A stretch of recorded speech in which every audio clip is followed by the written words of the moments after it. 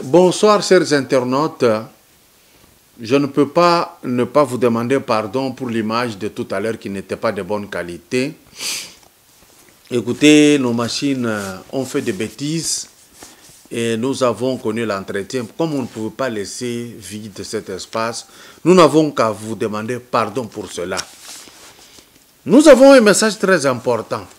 Regardez, il y a quelque chose qui circule dans les réseaux sociaux. On dit voici les contrats de l'Emera. Les Congolais, il faudrait qu'on arrive quelque part à être sérieux. Ou bien si ce n'est pas nous et que ce sont les étrangers qui écrivent, surtout les Rwandais, je suis clair avec moi, qui écrivent des choses parce qu'ils aiment que la température tribale puisse toujours être activée. Awa, il faut na sala, naïb sa Congolais à ça l'attention. Parfois, tous les fingana bazoba. Qu'est-ce qui se passe? Au salut message a bien au communiqué pour la population congolaise. Au moment où tout le monde a commis bazara ba kombo moko boyo comment na suka che kombo neti aza muluba kombo neti aza mukongo kombo alors que aza congolais te aza ko komasiko kuna na kati ke bino baluba kaka boye au moment musale bino ba Pangistan kaka boye. Et puis, biso oyo tozo tanga biloko wana, tokomo koloba o ba fingi biso. Awa pe balobi ba fingi biso et puis tobandi ko finga na ya solo. C'est là que nous manquons l'intelligence. Nous devons comprendre que les réseaux sociaux ezana bato. Yangambu kuna bazwa ba kombo ba congolais bangonde ba komaka. Et vous allez voir, vous ne les verrez pas comme ça. Et à Obengi à Juif vidéo à Bengi au Monier, il n'existe pas. J'ai eu à savoir les décourager, les sous-sauter parce qu'au komeka aboye na tchona place.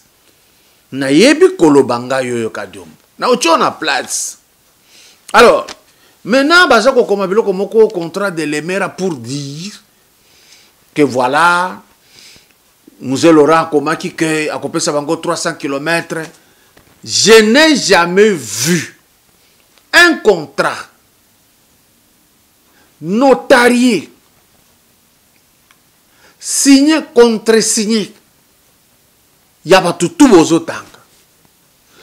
Bon, mon texte moko bozo tambola, légèreté na biso moko, to bandi commentaire. Eh, omonie, zakaboye, ba o seka biso. Nga na ibsa bango. Babanda ki awa que, président Félix a sali contrat, ba signé contrat na Kabila. Baz loba tout. Les mêmes gens-là, aujourd'hui, ne peuvent plus vous regarder dans les yeux. Bien, ce qui, président Félix a signé qui a un texte,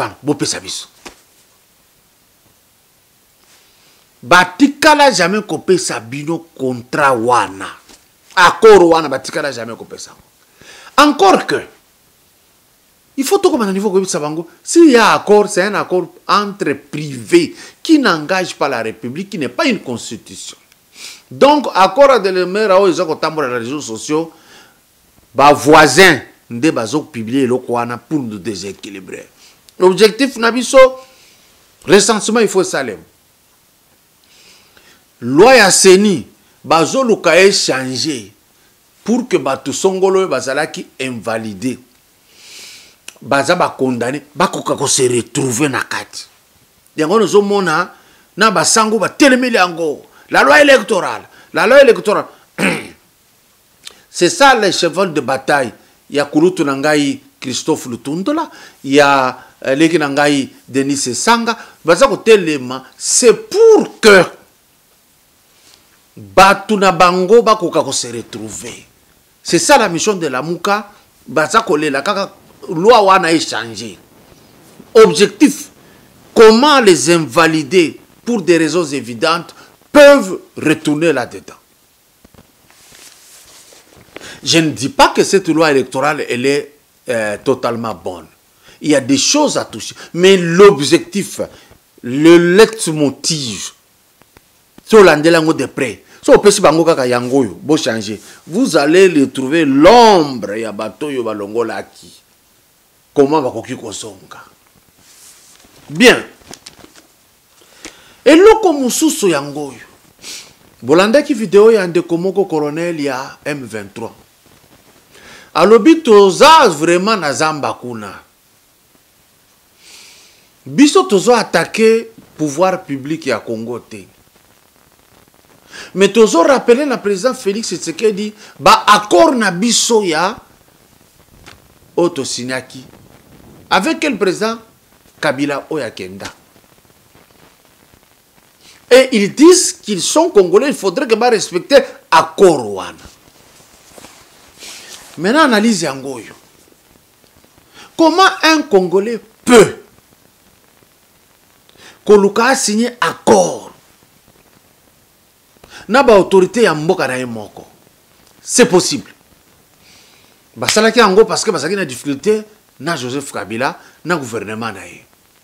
Mais maintenant que Joseph Kabila est parti, maintenant qu'il y a eu passation civilisée de pouvoir, maintenant qu'il y a un nouveau chef de l'État qui ne le combat pas, pourquoi bazo tinga makaka na accord il y a le 23 wana? Que cache cet accord? Pourquoi aux Congolais aux Kolinga aux un traitement de faveur? Bazwa pape sayo et loko yo Kolinga yo moko. L'accord là ne vise pas la République démocratique du Congo. L'accord vise seulement un groupe déjà qu'on appelle M23. Ce qui s'y colle le bundu de Congo à Telemi. Alobinga paye to signé accord. Comme on a sapé ko telema to signé accord. Inyela ko telema to signé accord. Bana toko suka wapi. Qu'est-ce que je vais conseiller à mes frères de M23? Puisque bato bozali na bango problème bazate. Puisque bozali wana bazo attaquer bino atam kolomoko te. Puisque vous êtes des Congolais. Quoi de plus mieux? Du fait que vous n'êtes plus inquiétés, vivez comme tout le monde. Respectez seulement la Constitution.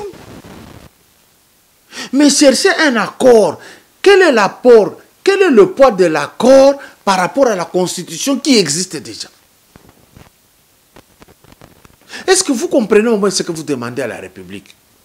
Est-ce que vous n'avez pas pitié de votre propre République? Parce que sincèrement, ce n'est pas vous les Congolais qui demandez ça. Il y a des étrangers derrière vous qui veulent venir ici au pays. Forcément, il faut tout là. Pourquoi vous ne voulez pas aller au-delà pour dire, c'est vrai, nous avons été avec vous, c'est fini, rentrez chez vous, vous avez une terre. Comment vous avez baloba basala obo sengaki nini bosengaki? Vous êtes Congolais, vous voulez demander quoi? Rentrer au pays, travailler comme tout le monde. Si vous voulez être dans l'armée qu'on refuse, où est le problème?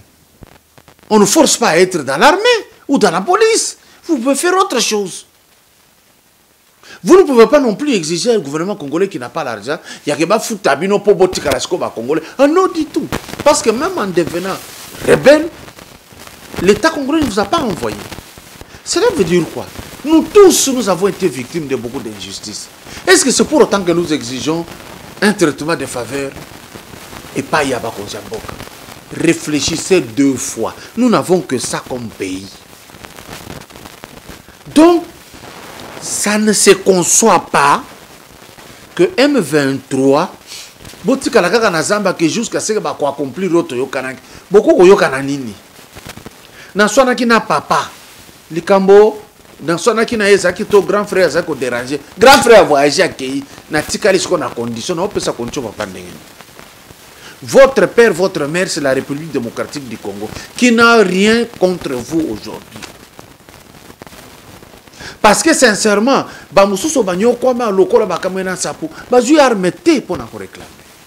il y avait des voies à suivre pour réclamer.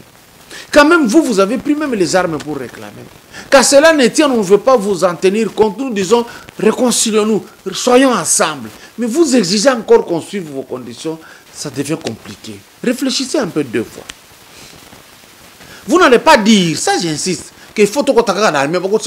Non, non, là, ça ne va pas bien sonner. Même moi, à la place du président Félix, je trouverais ça bizarre. Vous pouvez faire autre chose. Bana yamiki obaza na armée, par contre, réinsérer bango la société. Mais vous, les grandes personnes, débrouillez-vous parce que espace tout bozalaki ko bokangaki. L'argent de là, vous l'avez. C'est clair. Vous ne trouvez pas que vous avez un meilleur président qui n'a pas de problème avec vous, mais vous voulez créer toujours des chapitres. Ça, c'est un conseil de frères. Nous n'avons que ça comme pays, pas autre chose. Article 217. Oh, bazoko loba Congo qui possède une partie à souveraineté pour l'harmonie au Congo et en Afrique. Pourquoi on n'a pas écrit cet article, l'article du genre na ba pays nyonso ya ke bango pe bakoki posséder mais bazoko melango kaka RDC. En 2003, le Parlement de transition, son Sénat avait eu la mouture et la constitution et la Belgique. C'est-à-dire c'est la Belgique où il y a piégé qui biso a tiré biso bloc comme quoi ma case non potable. L'article 217 et l'article 10.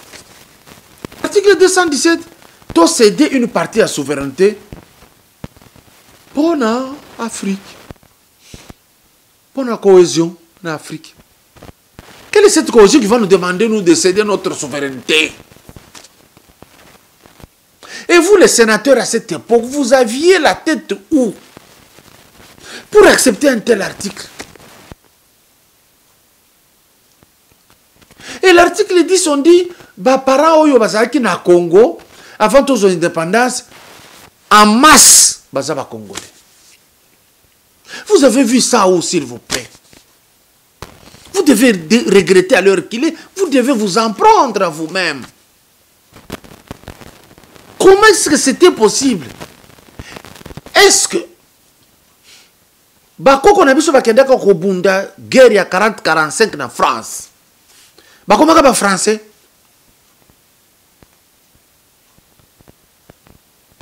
Est-ce que vous pensez que Zimbabwe a une indépendance? Est-ce que bako maki ba Zimbabweien? Ba Congolais bazalaki na Angola. Angola tango zo ko indépendance en 1975 je crois. Est-ce que ba Congolais bako maki ba Angolais?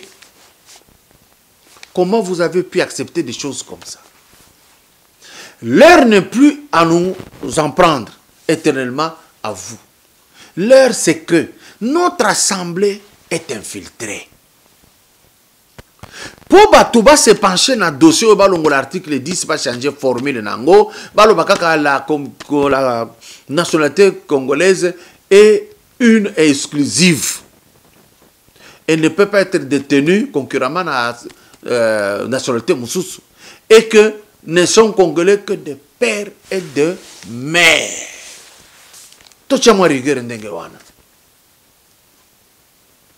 Les Congolais d'origine, c'est tout. Sur le but de naissance, non, Congolais Moussous a botami en France, mais ça Congolais. Mais il est originaire d'ici à Tikalandenge. tokotala biloko mosusu sima tozala nanu biso moko to réfléchir entre biso. Et pour le faire, na liro y assemblée zali infiltré jusqu'à la moelle épinière à son épine dorsale. Donc, et je senga normalement. Bozo maye les belés. Batu nyonso bazalaki kosala ba défection. Batu mosusu bazalaki sima ya banguna pour affaiblir ce pays.